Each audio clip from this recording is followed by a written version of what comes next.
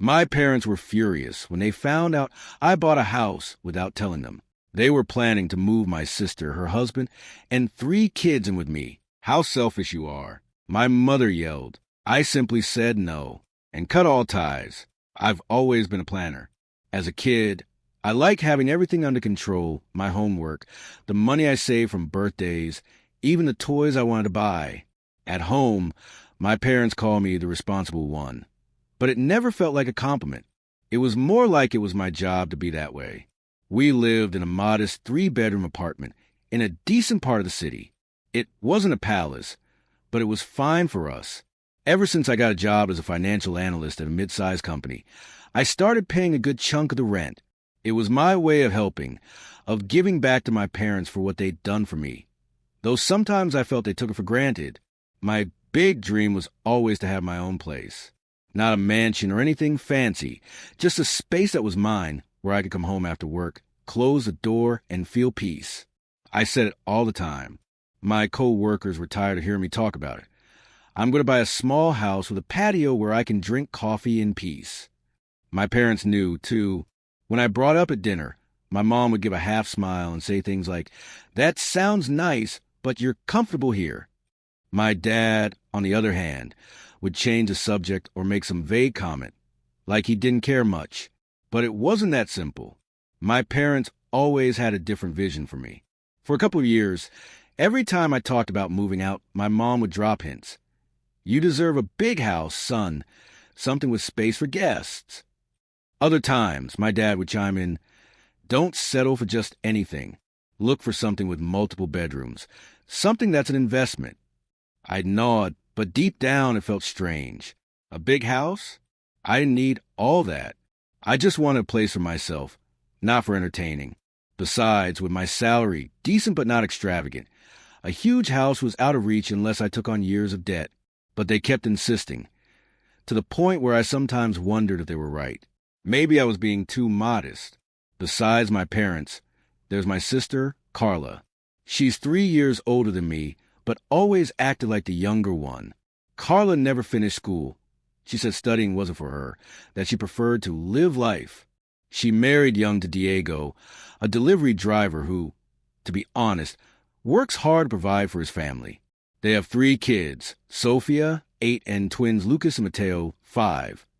They live in a small house on the other side of the city, a place that's always chaotic, with toys scattered and clothes piled up. I don't judge them, but visiting always leaves me exhausted.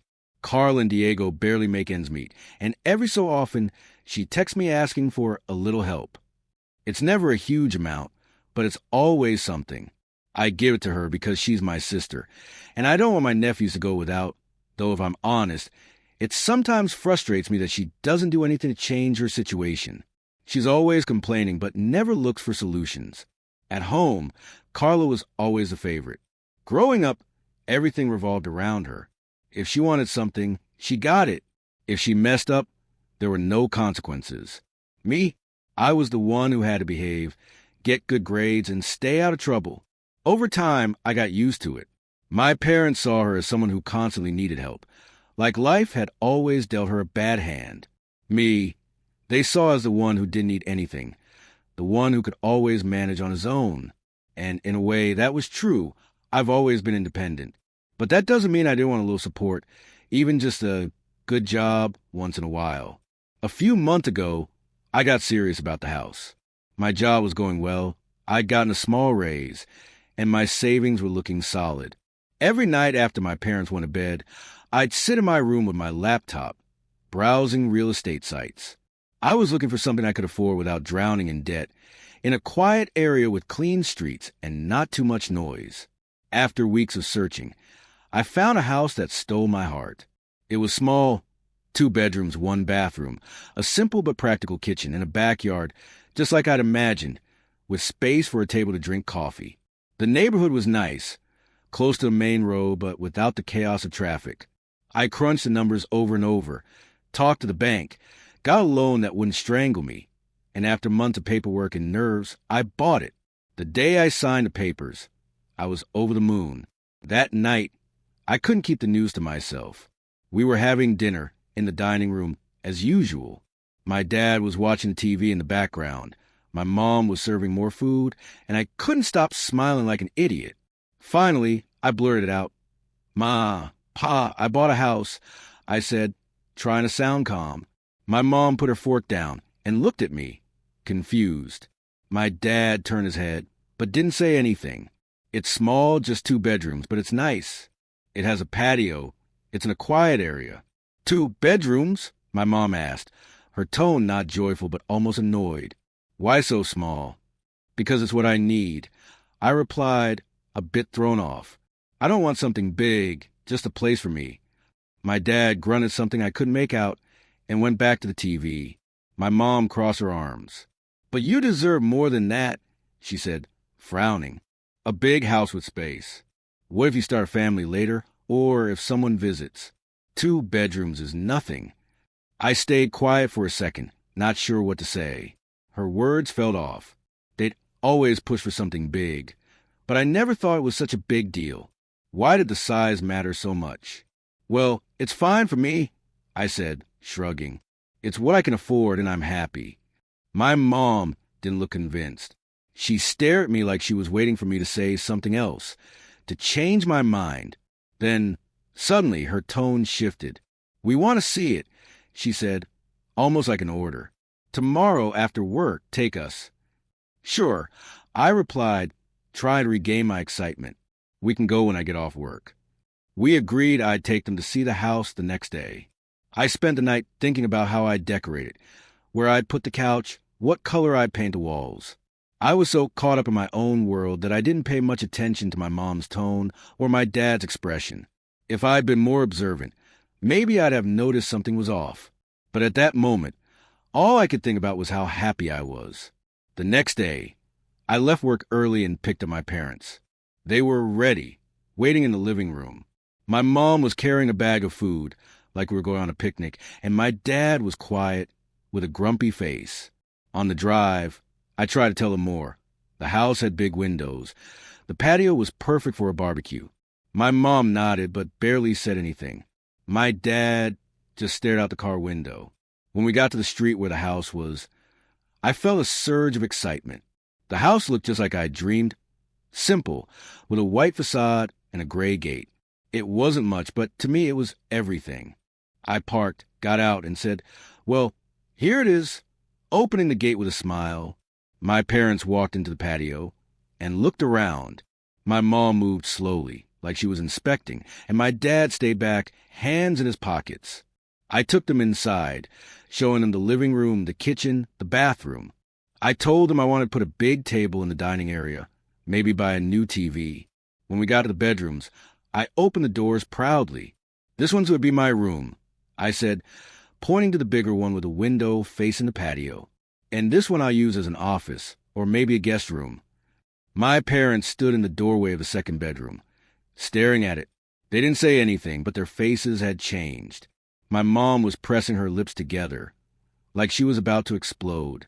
My dad's eyes were narrowed, like he was doing math in his head. The air felt heavy all of a sudden, and my smile started to fade. I waited for a reaction. I'd imagined this moment so many times, them walking into my house, saying something like, "It's nice," or "You'll be happy here." But there was none of that. They were standing in the doorway of the second bedroom, staring at the empty space like it was an insult. The silence was so thick that my smile vanished completely. "What's wrong? Don't you like it?" I asked, trying to sound relaxed, though inside I felt something wasn't right.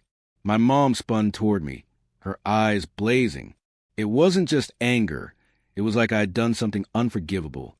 "Why so small?" she snapped, almost shouting. "Why did you buy this? 2 bedrooms? This is useless." I was speechless. I didn't understand why she was so furious. I tried to stay calm because I didn't want to argue, not in my house, not when I was so excited. "Ma, it's exactly what I wanted," I said, shrugging. "It's perfect for me. I don't need a big house, just a place to be at peace." "Peace?" she repeated, her voice louder. "That's all you care about? Thinking about yourself, being comfortable, just you?" Her tone threw me off. I'd never seen her so upset over something to do with me.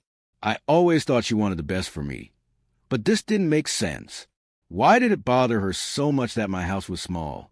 I looked at my dad, hoping he'd say something to calm her down, but he just stared at the floor, like he didn't want to get involved. "Ma, I don't get it," I said, trying not to sound annoyed. "Why do I need a big house if I'm going to be alone?" "It's pointless," she said. She opened her mouth like she was about to say more, but stopped. Her eyes were still fixed on me, but she didn't speak. It was a strange silence, like she decided not to say what she really thought. Then, without another word, she turned and walked out of the room. My dad followed without looking at me. I heard their footsteps toward the living room, then the sound of the gate opening. They didn't say goodbye. They didn't give me any explanation. I stood in the bedroom, confused, replaying the conversation in my head, trying to figure out what I'd done wrong. Was it because I didn't tell them beforehand? Because the house wasn't what they expected? As I walked through the empty living room, I tried to convince myself they were just worried about me. Maybe they thought I deserved something bigger, more impressive. My mom was always like that, with her ideas about how things should be. They probably wanted me to live more comfortably, or so. I told myself to stop dwelling on it. I locked up the house and went back to the apartment. When I got there, my parents were already home, but they didn't talk to me. My mom was in the kitchen, washing dishes with more force than necessary. My dad was watching TV, like nothing had happened. I wanted to say something, but the atmosphere was so tense I went to my room and let it go. I figured the next day they'd be calmer, that we could talk and clear things up. I didn't want my joy over the house to be ruined by a fight I didn't understand.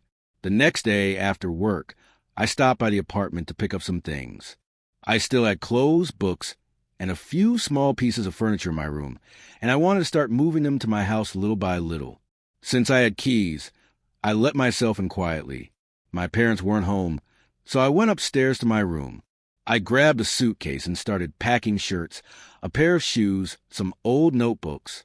I was so focused that I didn't hear the front door open. Suddenly, my parents' voices came from downstairs. They had just gotten out of the car, talking loudly like they were arguing. I froze, holding a shirt, because I didn't want them to think I was eavesdropping. But then I heard my mom clearly from the living room. She was on the phone, speaking with a mix of anger and sadness.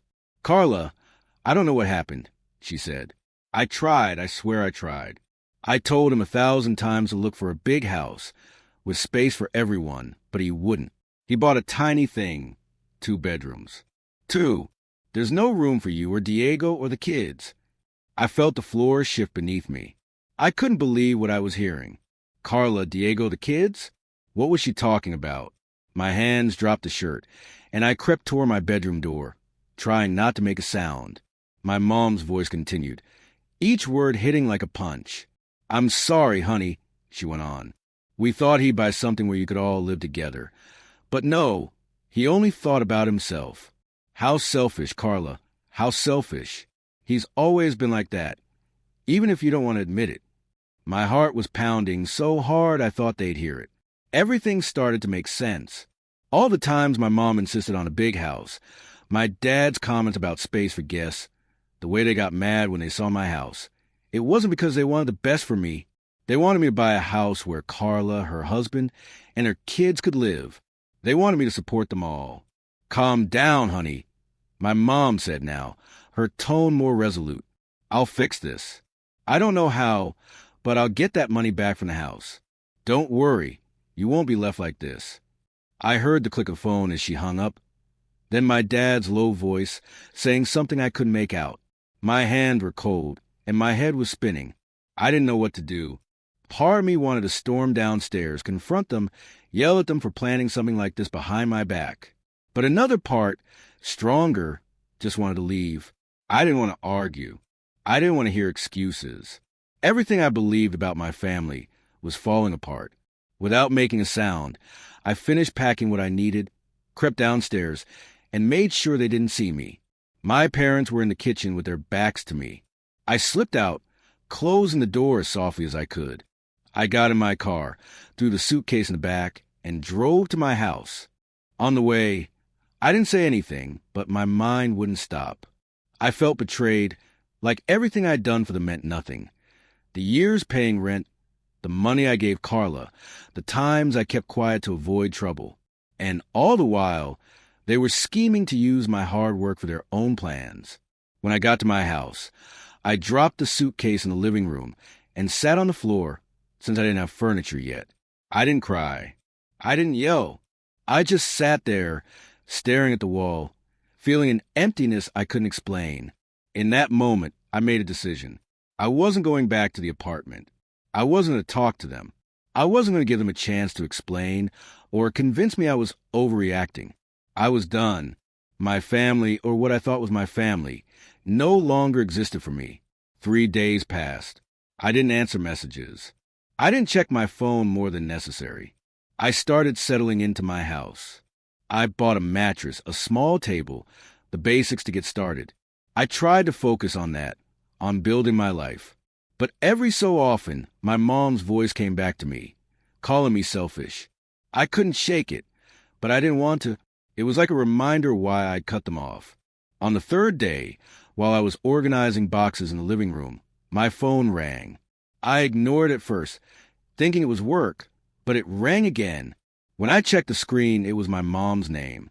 I hesitated, but answered, more out of curiosity than a desire to talk. Her voice sounded desperate, like something serious was happening. "Son, please, I need your help," she said, her breath shaky. Before I could ask what was wrong, she added, "My stomach hurts so much. It's awful. Your dad's not home. I don't know what to do." For a moment, I wavered. After everything, after overhearing their plans behind my back, I didn't want to fall for their games again. But her voice, the fear in it, sounded real. What if it was true? What if she was really sick? I couldn't just do nothing, no matter how much they'd hurt me. I told her I'd come right away and hung up. I drove to the apartment as fast as I could, my head full of questions. When I got there, my mom was in the living room, sitting on the couch with one hand on her stomach, her face pale. I don't know if it was real, but seeing her like that worried me. Without wasting time, I helped her to the car and asked where she wanted to go. She said there was a clinic nearby where she knew someone who could see her quickly. I nodded and drove, trying not to think too much about what I'd overheard the day before. We got to the clinic, a small but clean place with white walls and the smell of disinfectant.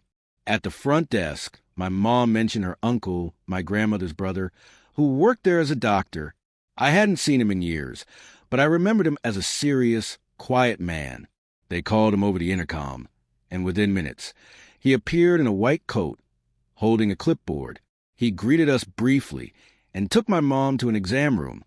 I stayed in the waiting area, sitting on a hard chair, staring at the floor. Time dragged on. Every time a nurse passed, I looked up, hoping for news. Finally, my uncle came out and sat next to me. His face wasn't that of someone with good news. He sighed before speaking. "Your mom's not doing well," he said quietly. "We found something in her pancreas. It's cancer and it's advanced. She needs urgent treatment, but it's not cheap. We're talking about $5,000 a month for medications, appointments, and procedures." His words hit me like a hammer. Cancer? $5,000 a month? I couldn't process it. I looked at him, searching for any sign he was exaggerating, but his expression was serious, almost cold.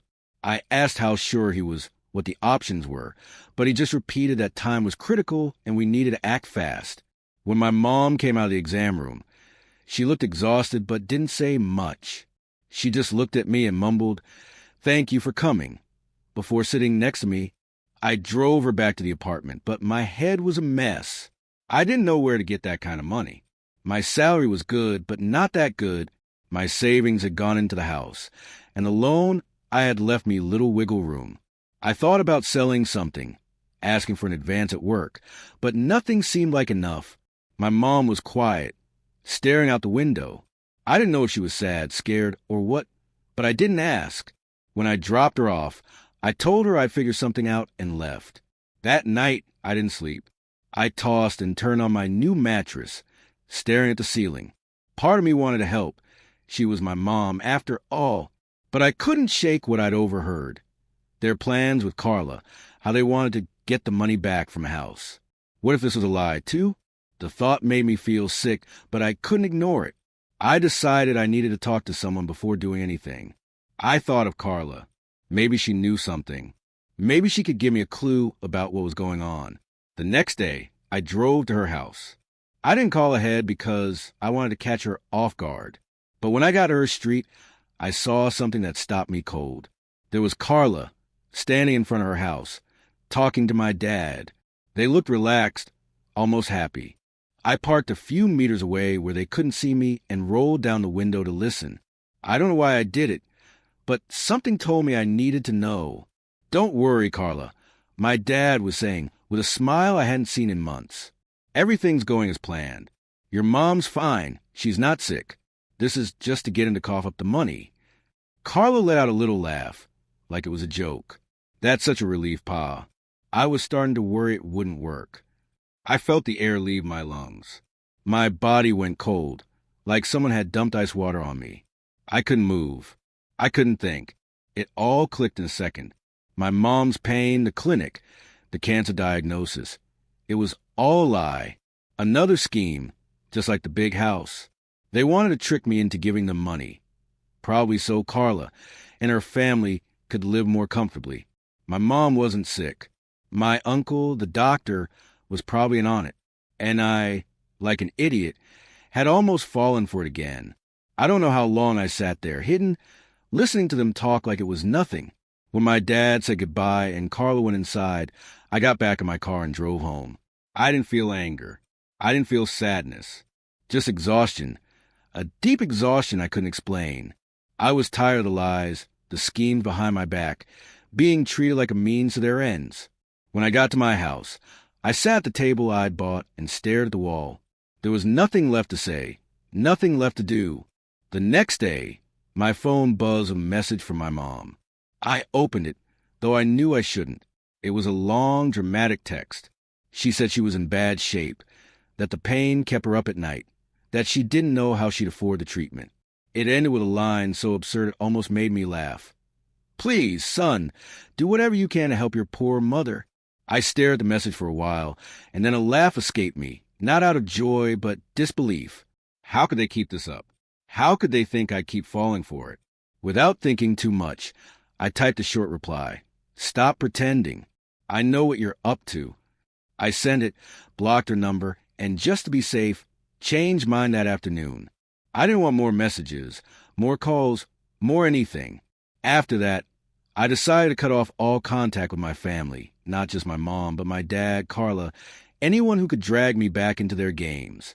I retreated into my own world, my small house with its 2 bedrooms and patio where I could drink coffee in peace. I started filling it with my things, a couch, curtains, a plant I bought at market. It was my space, my life. No one was going to take it from me.